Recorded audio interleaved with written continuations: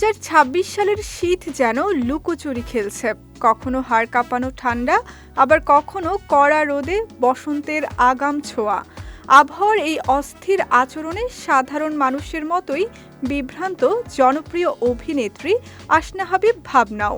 শীতের এমন খামখেয়ালিপনা নিয়ে সামাজিক যোগাযোগ মাধ্যমে মজার ছলে প্রশ্ন তুলেছেন তিনি। অভিনয়ের পাশাপাশি সামাজিক যোগাযোগ মাধ্যমে নিয়মিত সক্রিয় থাকা ভাবনা সম্প্রতি নিজের ফেসবুক অ্যাকাউন্টে একটি পোস্ট দেন। সেখানে তিনি লেখেন, ঠান্ডা কি শেষ হয়ে গেছে নাকি ঠান্ডারও মুড সুইং হচ্ছে। তার এই রসিকতাপূর্ণ মন্তব্য মুহূর্তেই নেটিজেনদের নজর কাড়ে।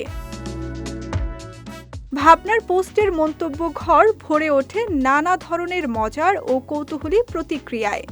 একজন অনুরাগী লিখেছেন, শেষ হয়ে আবার শুরু করেছে। আরেকজন মন্তব্য করেন, এখনো শেষ হয় নাই, মনে হয় মুড সুইংই চলছে। কেউ কেউ আবার আবহাওয়ার এমন আচরণকে জলবায়ু পরিবর্তনের প্রভাব বলেও উল্লেখ করেন।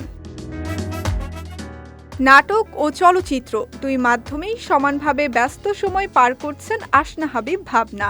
বরাবরই তার সংবেদনশীল অভিনয় ও স্বাভাবিক উপস্থিতি দর্শক মহলে প্রশংসিত হয়েছে।